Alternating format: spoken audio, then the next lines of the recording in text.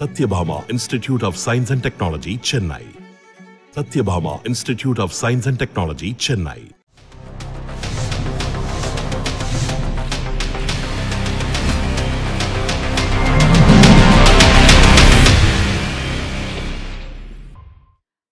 தமிழகத்தின் எல்லைப் பகுதி மக்களவை தொகுதிகளில் ஒன்றான கிருஷ்ணகிரி தொகுதியின் பின்னணி குறித்து இப்போது பார்க்கலாம்.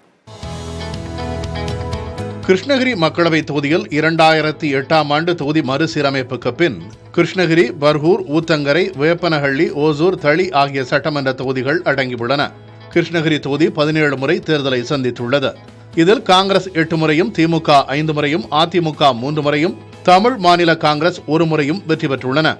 கிருஷ்ணகிரி தொகுதியில் முன்னாள் மத்திய அமைச்சர் வாழப்பாடி ராமமூர்த்தி அதிகபட்சமாக 4 முறை வெற்றி பெற்றுள்ளார். காங்கிரசின் CR நரசிம்மன், திமுகவின் EG சுகமணம் ஆகியோர் தலா 2 முறை வெற்றி பெற்றுள்ளனர். இதில் CR நரசிம்மன் முதல் இந்திய கவர்னர் ஜெனரல் ராஜாஜியின் மகனாவார். முன்னாள் மத்திய அமைச்சர்கள் C. சுப்பிரமணியம், அதிமுக துணை பொதுச் செயலாளர் KP முனுசாமி, முன்னாள் அமைச்சர் ராசாராம் ஆகியோரும் இந்த தொகுதியில் வெற்றி பெற்றவர்களில் குறிப்பிடத்தக்கவர்கள். விவசாயமும் பெரிய மற்றும் சிறு குறுந்தொழில்களும் இத்தொகுதி மக்களில் பெரும்பாலானோரின் வாழ்வாதாரமாக உள்ளன. 2019ஆம் ஆண்டு நடைபெற்ற மக்களவைத் தேர்தலில் இங்கு காங்கிரஸ் கட்சியின் சார்பில் போட்டியிட்ட A. செல்லக்குமார் 6 லட்சத்திற்கும் அதிகமான வாக்குகளை பெற்று வெற்றி பெற்றார்.